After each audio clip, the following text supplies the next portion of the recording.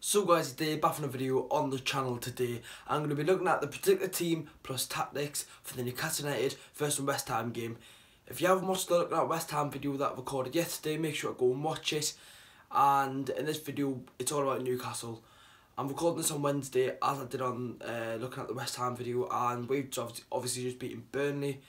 We're on some really good form and I am quite confident going into this game. There is a couple of changes to the team that played against Burnley, but let's get into the predicted team for the game versus West Ham. We are like 61 subs away from 5k, so if you're watching this video and you're not subscribed, subscribe to the channel. And yes, let's get into the video and I'll show you the predicted team. So this is my predicted team for the game versus West Ham.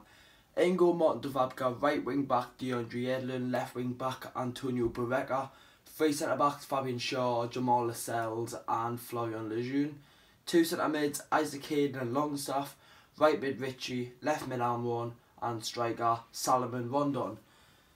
So I'm going to circle the changes from the game versus Burnley. Antonio Barreca hasn't been in this team for the last 2 games, not even on the bench, so it's a bit scary seeing. A lot of players aren't getting on the bench that I'm a bit concerned about, but we are getting results at the end of the day.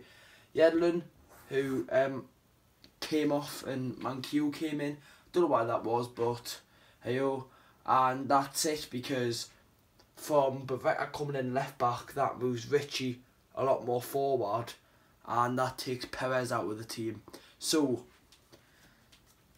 why have I put Barreca in there? We need some attacking players, because I mean Barreca even said he's an attacking fullback. So what that'll do, when he's right up that line here, right up there, that'll make Almiron just pushing to there, and that gives Rondon a bit more support. It'll give the two midfielders a lot more support, because if Almiron's in here, you can just ping a pass off like that, or out to Richie. For me, Barreca, we need him. We need to see him play, right? He's played 5 minutes for Newcastle, which was against Spurs, and he hasn't played since. We need him. We need to see what he's like, because it's point to signing somebody and not playing him. The 3 centre halves, I'll tell you what, right? I feel sorry for Fernandez, because the performances from Lejeune, Lascelles and Shaw have been fantastic. That goal man by Shaw, if you haven't seen the vlog against Burnley, go and watch it, because scenes from this man here. Fernandez, it's like Miguel Merino last season.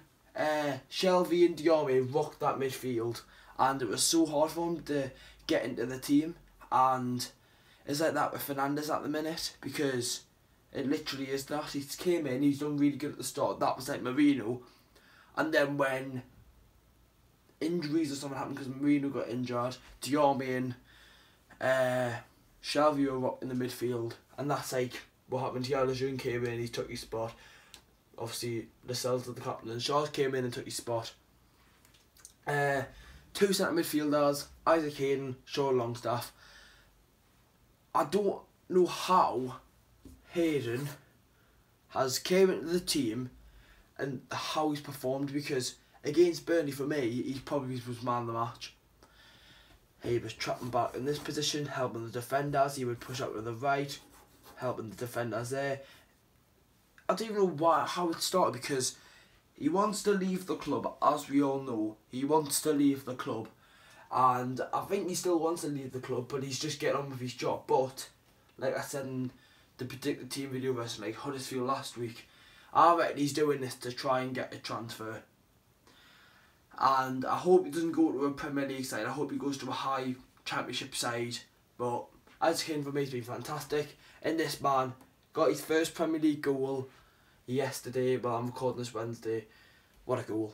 What a man he is. Absolutely fantastic. And he's just like so calm on the ball. If he's in this position, he's got defenders coming at him there. Or attackers, sorry.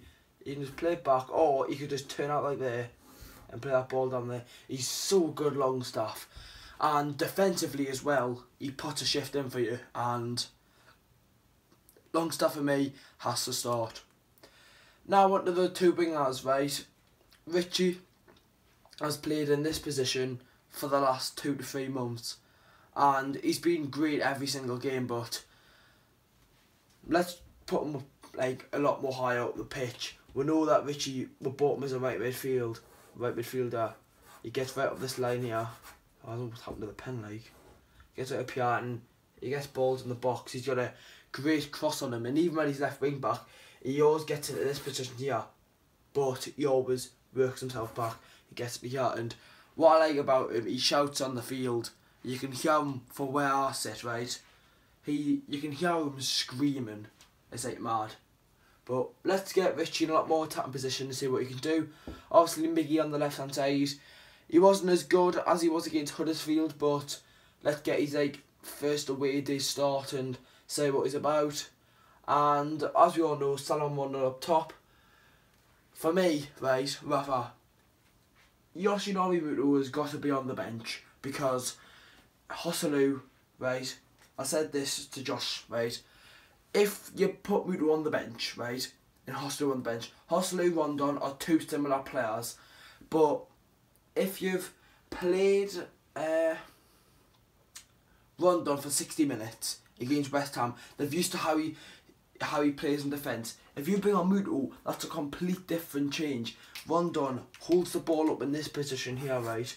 Holds it up here. But if you bring on Muto, Longstaff could just ping a ball like that and Muto's through, right? I'll just put his name there because I do like Muto. I think he works hard for the team and I think he deserves a chance. I think he started 4 games this season, and that's when Rondon was injured. So we can just see what happens. And yeah, everyone, that's going to be the end of the video. Make sure to leave a like on the video, comment, subscribe if you're new. We are so close to the magical 5k, so make sure to subscribe to the channel. Anyways, I'll see you all for the game tomorrow. I'll be streaming and I'll be making the video after. So thanks for watching, and I'll see you all for the game tomorrow. Thanks for watching, goodbye.